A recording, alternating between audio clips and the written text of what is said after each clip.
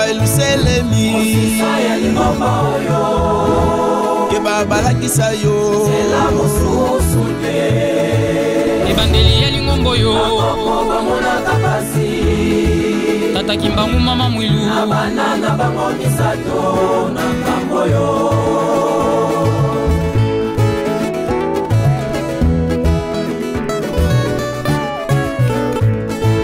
Kamba eluselemi Keba balakisa na kombo ya tata mwana pe tata Molimo Santo. Position na ngai ezali boye. Aéroport fo esalama. Banque fo esalama. Courant pio esalama. Bakanisi eza nango ebele. Bausine fo esalama. Elakisi ke tisali tozosala po tokokisa makambo nyonso oza nango posa.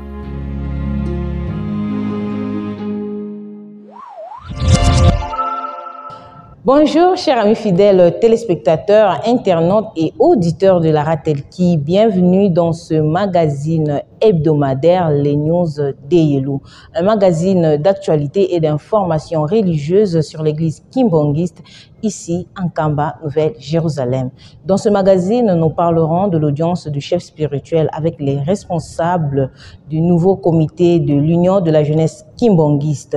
Mais également, nous suivrons l'extrait du message dominical de ce 16 mars 2025 du chef spirituel et représentant les gars de l'église kimbangiste, Papa Simon Kimbangu Kiangani. Mais avant tout, suivez ceci.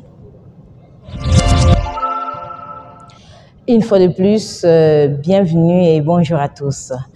Comme je le disais, le chef spirituel et représentant légal de l'église kimbangiste, Papa Simon Kimbangu Kiangani, a reçu en audience les responsables de l'Union de la jeunesse kimbangiste ce 16 mars 2025 en Kamba, Nouvelle-Jérusalem. Reportage. 18h45 heure d'Inkamba. Le chef spirituel de l'église Kimbangis, sa divinité Papa Simon Kimbangu Kiangani, reçoit le nouveau nominé à la tête de l'Union de la jeunesse kimbangiste, Ijiki Ansig, dans sa résidence officielle d'Inkamba, ce samedi 15 mars 2025. Cette nouvelle équipe, composée du comité général de la nation de la RDC et celui de la ville-province de Kinshasa. Un long entretien entre les patrons de l'église Kimbangis et ses enfants. Dans son mot, le président général, Diak Charles Koundé Kisolokele, a salué cette rencontre et dit était bien orienté par Papa Simon Kimbangu Kiangani pour mieux travailler et lance un appel à la jeunesse d'être toujours derrière Papa Simon Kimbangu Kiangani. Papa Simon Kimbangu Kiangani, Zambala Biso, Mozalisi ya Likolo PC. Biso, Bananayo, Bajeune, Oyo, Esprit Sakio, Wita Mokolo ya le 6 mars 2025, au Ponagi Biso. Totambusa bajani ya Mukizi Mobimba, bajani ya RDC, pe bajani ya ville-province Kinshasa. Tosalaki remise et reprise na bandeko oyo bazali kotambusa kala ezalaki mokolo ya misato na centre na Kenya. Nde avant tobanda mosala esengelaki toya mpona ye moko yawe po ete opesa biso makasi ya kosala mosala pe opesa biso lolenge nini tokosalela mosala na ntina na yango toyaki epa na yo moko mondasi likolo pese patron de patron po ete topesa yo merci pamba te oponaki biso po ete tosala na kati na elanga na yo. Elanga na yo ezali mpasi kasi yo soko ozali na biso mpasi kozala te yango tosengi na yo opesa biso d'abord kimia ya mitema mpe kimia ya nzoto mpe kimia ya molimo opesa biso bolingo kati na biso na komite oyo opesa biso boyokani na kati na komite oyo olokola biso bokabwani kati na bokabwani mwa tosala mosala malamu ezali te yo moko otinda biso nyonso koyebisa biso yango nde tokosala ndenge yo moko ozali koloba ete okamami na bajeune na molimo na yo biso toliki ete oyo poni sikoyo nde tokotambola na nsima na yo bisika nyonso oyo olingi otinda biso tokokende nyonso oyo olingi oyebisa biso tosala tokosala na yango tosengi nzoto kaka ezala malamu ezala kolongono tozala bakimia na bandako te bajeune oyo bana yo bazali na mokili mobimba oyo esengeli basala mosala na yo tosengi ete na nguya na yo soki oyebisi biso biso mpe ntango tokoyebisa bana na yo bayokela biso mpe basala lolenge oyo olingi bajeune nyonso ya mokili mobimba tosengeli bango lipamboli surtout oyo baza na mboka ya libanda bazali kolela mikanda na mboka mondele pasi ya ndenge na ndenge oyo ndenge kopesa kimia na bana nyonso ya mokili mobimba nde yango toyaki mpa na yo kozalisa likolo pese na nkombo ya tata mwana mpe molimo mosanto amen. Merci na nkombo ya tata mwana mpe tata molimo mosanto. Biso bajeune toza na kilo moko ya monene epai touti toyebi na tozokende nanu toyebi te kasi ndenge toyebeli makambo eza na maboko na biso bajeune mokili eza ya kolingana elingani mpona nini 4e génération oyo azala ya bana nzambe oyo bongo te oyo ye moko papa limawa alobaki na fete alobi na bakoko na biso ete tata nzambe apesi biso mosala oyo tata nzambe apesi biso tokokalama tokokota boloko tokokota na tile ete bana oyo tokobota na bakoko na biso bakoya bango baoza na esene bakoko elasite bana ya bana na biso esengi ya bango bakokangama te mpe bakota boloko te po mondele akokende na ye mondele akoma moto mwingi akoma mondele misala oyo bamindele basalaka yo moto mwingi okosala yango papa kimbangu asalaki 30 na boloko bakoko na biso 37,000 famille ekangamaka 150,000 martyre bakufa bakoko baza kosala ndele babundaki etumba wana babundaki tolongaki yango na 60 tozaki indépendance lelo soki Italie na Europe États-Unis Londres partout sika mondele azali moto mwinda azali bongo nde bongo te liloba ya 21 wana lelo yango biso totanga tosilisi omi bato minene baloba na ye ya 21 chef de l'état moto mwinda baministre bato mwinda badepute bato mwinda presque service nyonso ya leta bato mwinda bakala ezaki bamundele lelelo ya biso ya biso sikoyo lingomba mpe ya moto mwinda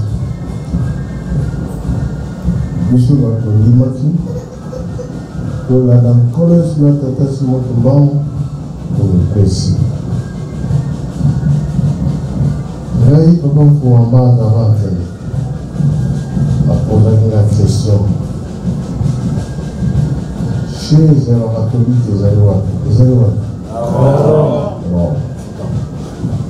chaise ya baprotestant ezali wapi na Londres chaise ya bamisilman ezali wapi bongo chaise ya badimangisi ezali oni bitumba naza kobonga nde yango wana décision nyonso efo eutaka na Kamu disuruh utakawatu Gamba. Usikilizaji na kisasa wote wanakuwa kusorotea kamuisa kila mambo kwa kusorotea âge de 7 ans wakaingia tu kwa mfumo ananati na 33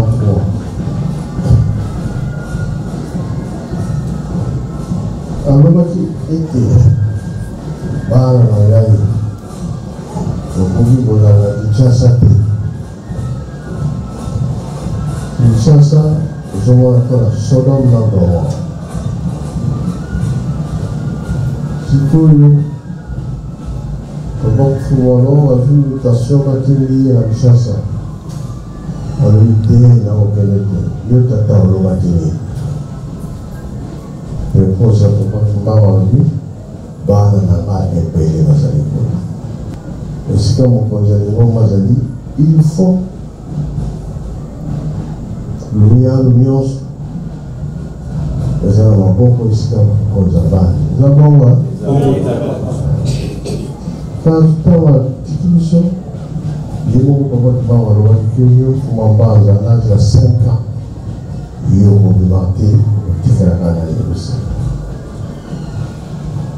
alors ntango ya papa mfumano wakili papa kurudi likambo etikali na papa mbanza ntango likambo etikali na papa mbanza chaise ekomi wapi papa timbawa otali awa akoli awa akangi awa aye kozonga susu ndenge bayokanaki na 21 avant tra ekende namona mama na bana donc bakoliko ya lobi nga naki likolo mais soki nakufi nzoki na ngai ezonga na nkana ocomprendre soir ezongola okamba eloko etikala te eza bongo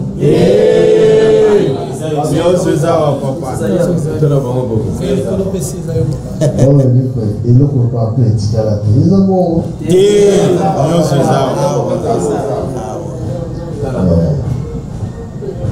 biso baje tosi balikambo wana ntina nini misala ya nkambo ezosenga ngai baza kozwanga na bato ebele mbele bato mingi epe nazolala komi te tozosolola o tosolola na ndako nzambe mosusu tokomi na biso na bato ya leta na bamindele awa basolo ezalaka mosusu okoprendre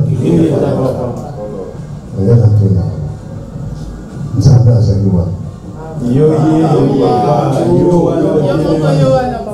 ndenge ozoloba nzambe azali na nka likambo nini tozosala makasi po bato bacomprendre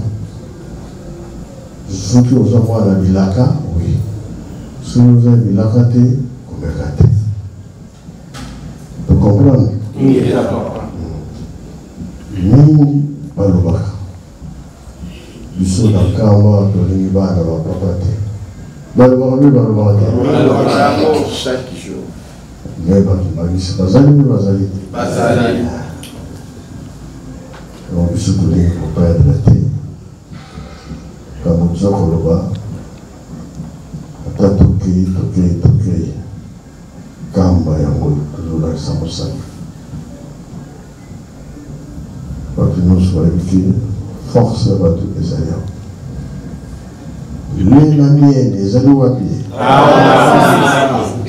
olasir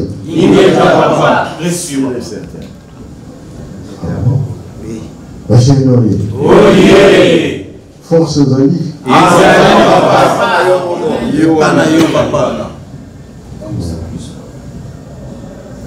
peut-être bazobanga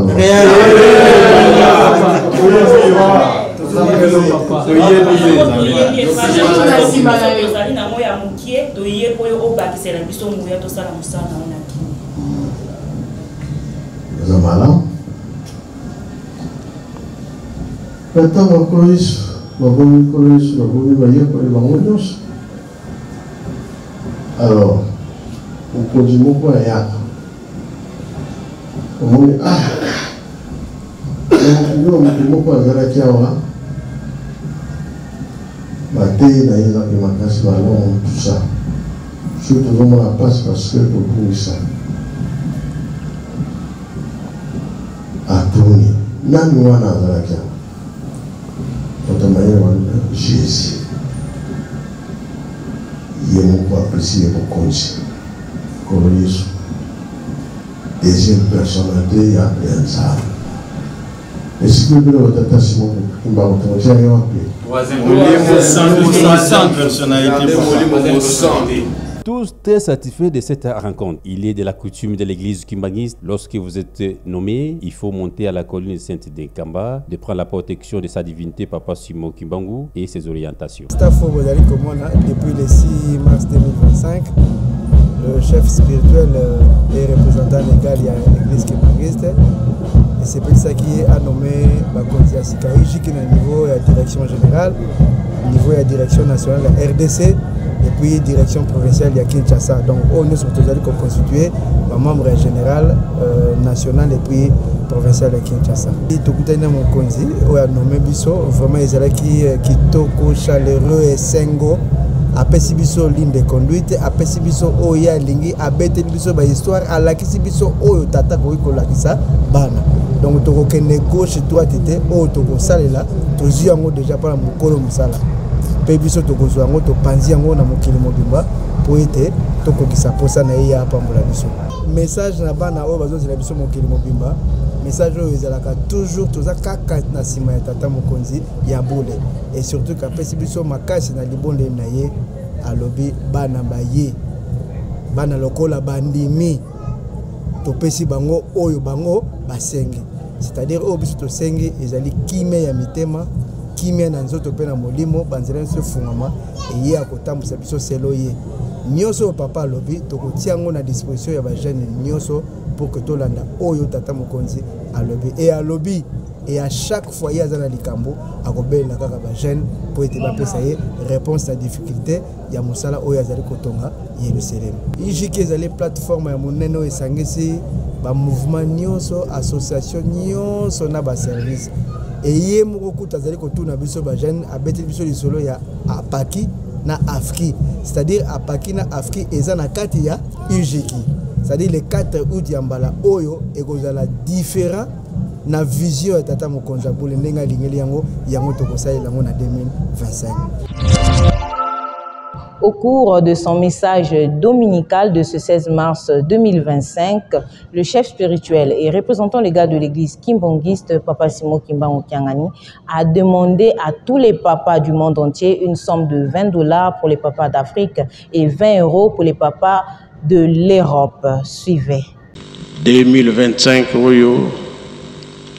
tolakisa mokili na programme nyonso bazali kopesa biso mpona Yerusalem mpona botongi kolona mpe kobokola makambo oyo ezali ya kofonde te bande ebandeli toyeba nzambe alingi nini mpona biso bisala oyo tozosala baprogramme ezouta wapi na ye moko tata nzambe mokili mobimba eza koningana tokoluka nzambe azali wapi ntango wana bato bakoloba ke tolanda epai tozoyoka sango nzambe azali kuna biso toza na bilembo ebele ya tata molimo santo yango tokomi na niveau ete bilembo nyonso wana totonga yango tobongisa yango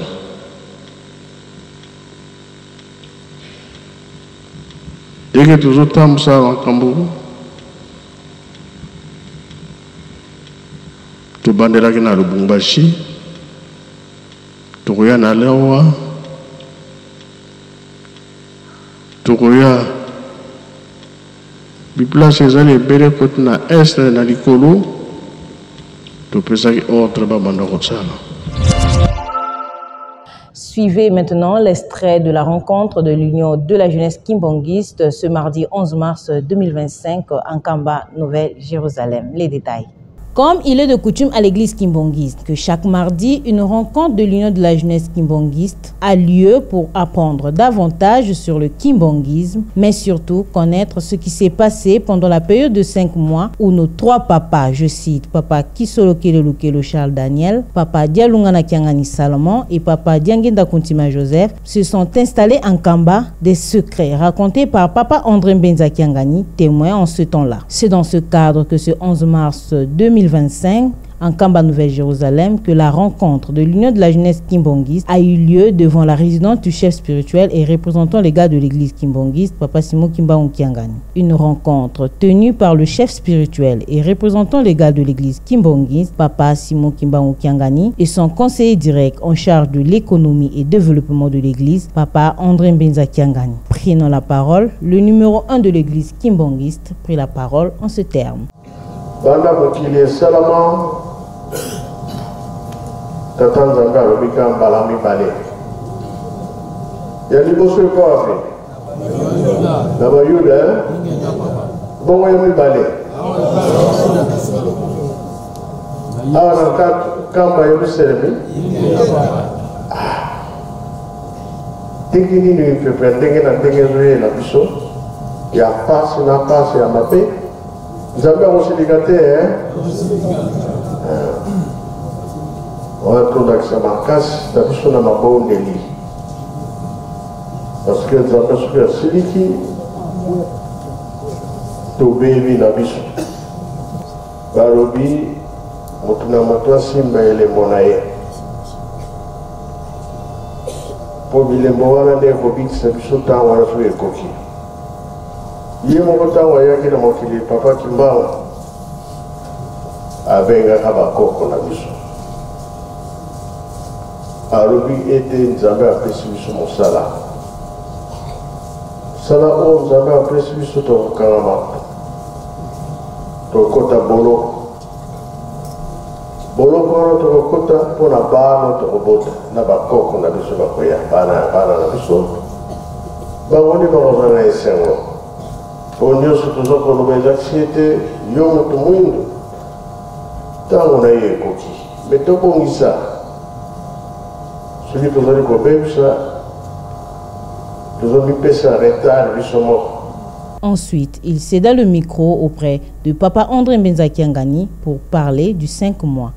Kaka na papa ndenge aza kotinda biso tozala makasi na mabondeli botongi mpe kolona mpe kobokola ngai esalaka nga mpasi na likambo oyo ezali kolona mpe kobokola pamba te mokumba wana mipesemelele ngai na 1989 wana ntango bapapa bayetwaki nga nazalaki na bobangi mingi kolesaka tozalaka mpasi ezalaka mpasi mingi kasi nsima papa mfuma mbanza papa lelunga na ye moko aye kopesa nga nomination na mosala wana ezalaki nanga mpasi na bunzoto ntango papa mfuma mbanza papa lelunga nga na ye kotika biso nga namonaki nalobaki mpenza na kikongo amfukidi na mosala ya papa somoki mpa mokengani nga nayebi ete administrativement soki oyo apesaki yo nomination aza lisusu te makambo nyonso wana ekwei eza boye eza ndenge wana ngai sonokelekwangeli bwandako nyonso papa alobi yaka ozongela mosala na yo batikilaki mosala wana eza mpasi kasi nasengi nomination oyo bapapa batikaki yango kaka yango tozosala molende ya kosala bilanga ntango nyonso. Retenons que l'église kimbangiste tient beaucoup à la formation des jeunes kimbangistes sur la doctrine et coutume de l'église kimbangiste. L'association des papas kimbangistes, APAKI en sigle, a fait la remise et reprise entre le président sortant et le président général entrant ce 12 mars 2025 en Kamba Nouvelle-Jérusalem. Benoît Chondo nous en parle. C'est au siège général de l'association des papas kimbangistes, APAKI en sigle, que cette cérémonie de remise aux reprises a eu lieu. Dans un climat serein qui s'est déroulé, la remise et reprise entre le président sortant, le révérend Sakouba Diambote et le président général entrant, le révérend Wawalesa Bonikai, ce mercredi 12 mars 2025. Supervisé par des membres du cabinet du chef spirituel, et révérend Mukonda Georges et révérend Ntimba Marie Claudine, en présence des dignitaires de l'église kimbangiste, notamment le pasteur de la ville sainte de Nkamba, le pasteur révérend conseiller résident en Nkamba, Nouvelle-Jérusalem, et quelques membres de la dite association. La lecture du procès verbal contenant le rapport synthèse a été lue par le révérend Mukonda Georges, conseiller en charge de l'éducation au cabinet chef spirituel. Et puis intervenir la signature, échange de paraphères et remise de la décision de la création de la PAKI, le règlement intérieur, les cachets, les clés du bureau et la passation des pouvoirs. Au nom du président sortant de la PAKI, l'un des membres a pris la parole. Il a remercié sa divinité Papa Simon Kimbangu Kyangani pour sa protection durant les mandats et il a encouragé le nouveau comité de travailler ensemble pour développer notre secteur. Montadi Lantesa Daniel, Azali conseiller général à Paki, et puis le secrétaire général intérimaire, actuellement le secrétaire général. Merci. Tout ça d'abord le symbole. Papa Zanzambe, pour confirmer toujours Gazan Zambé. Papa sa pauvreté. Papa sur le ballon qui a ballon sur la cima, ballon sur la cima, a été moutouni d'avoir comme ça, la cika. On a les mingi, mais ce que tu as dit, papa a tellement de musique à l'époque. Vous avez montré les mingi, il y a initié le son, a initié le son, ça a cassé. Donc on a appelé ici, mais a élevé quand même français de là. A Kamati, révérend Wawa, a eu un grand travail, un grand bosseur. Il était un grand bosseur. Donc pour les secondes, il n'y a pas de cette commentaire au sol. On te dit que avec qui est l'innovation, vous allez belé. Moi, ça me donne un projet. Donc, voilà un peu.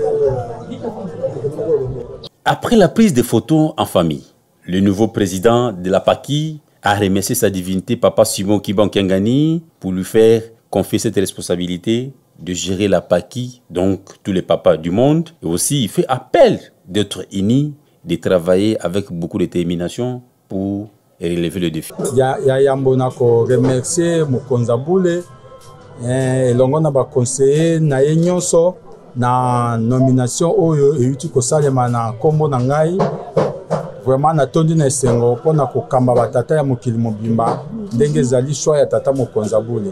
Alors impression nga vraiment ezali na za vraiment très satisfait pona ko prêter main forte na tata Mukonza Boule na ba besoin na nyonso oyo ye akozalaka nango na besoin pona batata.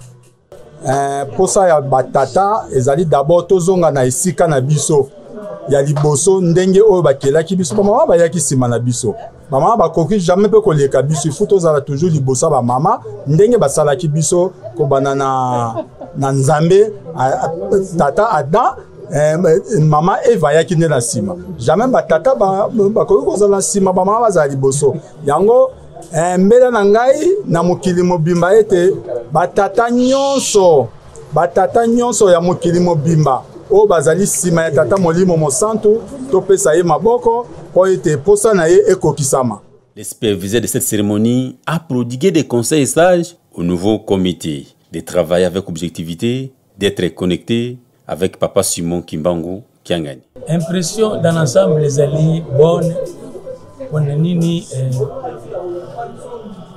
remise et reprise les alliés et l'autre et puis sa efficacité la structure ya sika donc là il y a ponami ce que akoya na elan mususu pour apaki et matalikolo tolandaki avant-hier maloba ya yemoko konza bule Papa Simon Kimbangu Kyangani asengi pe na asoso ya papa apaki ako bakosomba bato ndenge ba mama bazali kosa obekomi lokola concurrence obekomi lokola émulation parce que vous allez couper ça encouragement mon cas c'est na apaki DPG ya sika apaki ya koti asepelisa Papa Mukonza Boule pe lingomba mobimba aya na ba formule ya bien pour apaki et monana na misala oye akosala.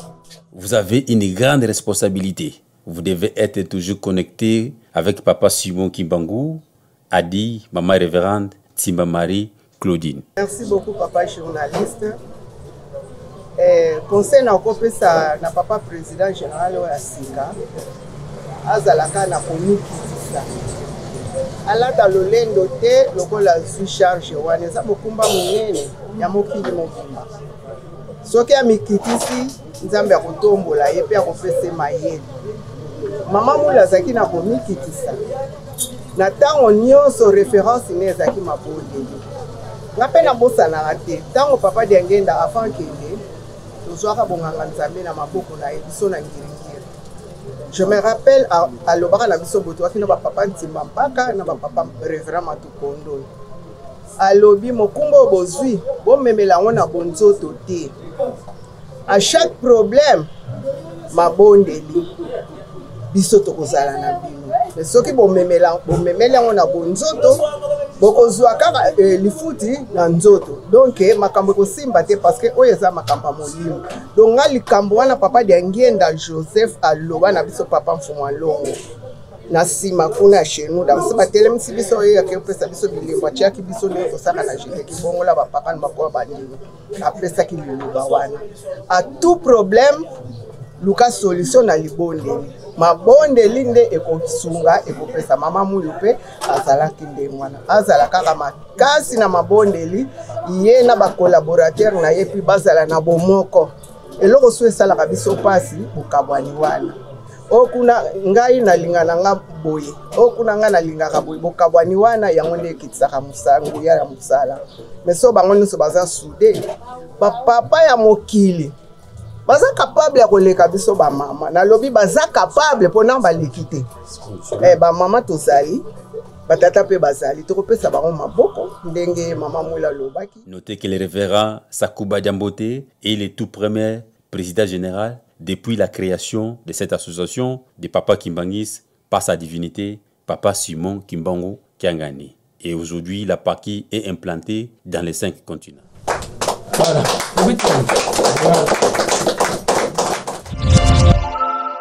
Un jour après sa nomination, le président général de l'association des papas kimbongistes a visité le bâtiment administratif de cette association au Konfouma ce jeudi 13 mars 2025 en Kamba Nouvelle Jérusalem.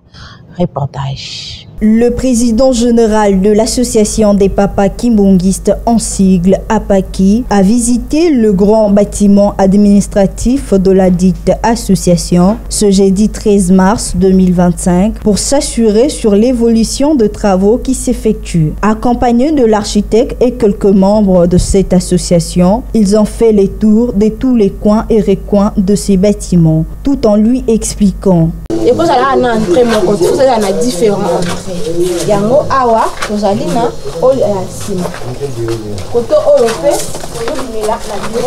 Au finish, le PG nous fait l'économie de la journée. Nakanisi lobi to salaki remise et reprise. Les lampes toye na chantier poto ya ko vivre évolution ya chantier ya Paki. Nde yango to vraiment to za satisfait na explication ya architecte na biso Mama Rose apesi biso vraiment explication très bien pe a encourager biso que tozonga simate to lembate po ete to koka ko sepisa tata molimo mo santo yango na ndenge to ju explication na e na ndenge to moni chantier yango vraiment to sengi na batata ya mokili mobimba to impliqué na makambo ya ndako oyo à l'immédiat sans plus tarder batata ya mokili mobimba nde boza ko landa biso o ayebi ke azali sima ya papa Simon Kimbangu Kiangani o ayaki na mokilo pona kopesa papa Simon Kimbangu Kiangani maboko ndenge balo bilombe ya papa Simon Kimbangu Kiangani il faut to bete ndako dada na explication archi apesi biso ezelo ko rugumisa lisusu te yango bokoyoka déjà ba appel oyo ko bengama na chaque entité pona répartition to ko sala à l'immédiat. D'ici une semaine, nous allons démarrer misala ya chantier. Yango to sengi na batu nyonso, toza la sima ya papa Simon Kimbangu Kiangani, to prêter main forte, papa asepela biso tozwa mapamboli vraiment tozali suna likambo kozela te so tolobi tozela balobi retard makambi biso tokozela lisusu te dans une semaine tozo relancer déjà misala ndenge toyokana archi en tout cas tokokende liboso et kozana biso malamu mingi. Les kimbongistes se donnent corps et âme pour la construction de la Nouvelle Jérusalem, tout en se rappelant de la parole prophétique de Papa Dialungana Kiangani, je cite, « Si vous ne construisez pas Nkamba, vos souffrances physiques ne prendront pas fin. » Fin des citations.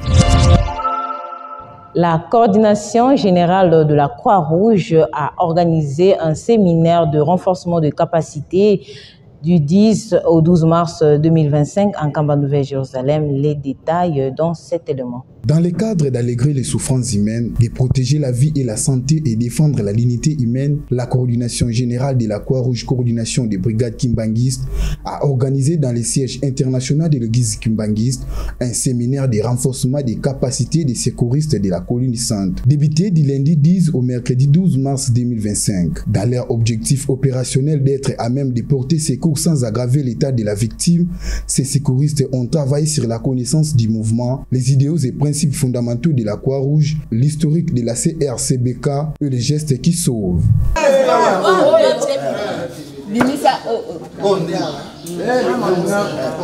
Le secrétaire général de la CRCBK, M. Amigo Boulouakio, dépêché par le coordonnateur général et lutte supérieure pour la mise à niveau de la CRCBK Nkamba, lance un message d'adhésion à tous ceux qui souhaitent intégrer la Croix-Rouge. J'ai été dépêché par le coordonnateur général et lutte supérieure Tokoltonomo Adolphe, qui est à Kinshasa pour venir faire la mise à niveau de la CRCBK Nkamba. Voilà pourquoi nous sommes là, et cela sur demande du chef spirituel et représentant légal de l'église kimbangiste, sa divinité Papa Simon Kimbangu Kiangani. Le renforcement des capacités fait partie des droits de secouristes. En tout cas, sincèrement, sans tromperie, je vous dirais que mes impressions sont très bonnes, très bonnes. On a bien collaboré avec l'équipe. Ils se sont donnés, ils se sont sacrifiés pendant tout ce temps. Ils étaient là, ils ont abandonné leur activité pour donner l'importance à la Croix-Rouge. Et vous savez, la Croix-Rouge a pour mission d'alléger les souffrances humaines, protéger les vies, promouvoir la santé et faire respecter la dignité humaine. Et quand les gens s'adonnent à cet exercice, c'est comme pour dire que voilà, ils sont vraiment prêts à servir l'humanité et aussi la communauté kimbanguiste. Nous ne cesserons de le dire. La communauté kimbanguiste, toute l'humanité, sommes tous secouristes. Peut-être que vous me poserez la question comment. La Croix-Rouge agit sur base de 4 gestes qui sauvent. Il y a l'arrêt d'hémorragie, il y a l'immobilisation des membres lésés, il y a la respiration artificielle ou la position latérale de sécurité, mais aussi et surtout le tout dernier, l'évacuation au transport. Je pense que vous n'allez pas me contredire, même vous journalistes, vous caméramens, et ceux qui sont en train de nous suivre ont eu déjà amené une personne à l'hôpital. Amener une personne à l'hôpital, c'est un des gestes qui sauve. Pour qu'une personne malade retrouve sa bonne santé, commence son traitement, il devrait se déplacer de chez lui pour l'hôpital. Et ce déplacement-là, c'est déjà un des travaux de la Croix-Rouge. Alors, nous demandons à toute personne qui nous suit, vous qui nous suivez depuis votre maison, qui nous regardez depuis la maison, de rejoindre la Croix-Rouge. De rejoindre la Croix-Rouge partout où elle est implantée, car la Croix-Rouge a 7 principes fondamentaux qui est l'humanité, impartialité, neutralité, indépendance, volontariat, unité et universalité. Venez nous rejoindre pour que nous puissions tous ensemble sauver l'humanité à laquelle nous faisons partie. Retenons que cette organisation humanitaire créée par M. Henri Dinan dispose 7 principes fondamentaux, à savoir l'humanité, l'impartialité, neutralité, indépendance, volontariat, unité et universalité. C'est par ici que nous mettons fin à ce magazine Les News d'Eyelou. Si vous nous avez pris en retard, sachez que nous avons parlé de l'audience de chef spirituel avec le nouveau responsable de l'Union de la jeunesse kimbanguiste, mais également de l'extrait du message dominical du chef spirituel et représentant légal de l'église kimbanguiste ce dimanche 16 mars 2025 en Nkamba. Merci à la grande équipe technique. Merci de nous avoir suivis. Merci à la radio-télévision Kimbangiste. Ce programme reste en continu à la radio-télévision Kimbangiste, la chaîne sacrée.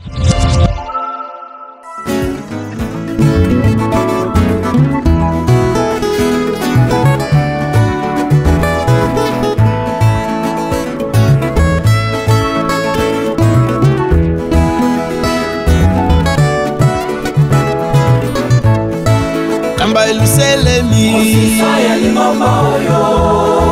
ke babalakisa yo sela mosusu te ebandeli ya lingombo yo bamona kapasi tata Kimbangu mama mwilu abana na bango misato na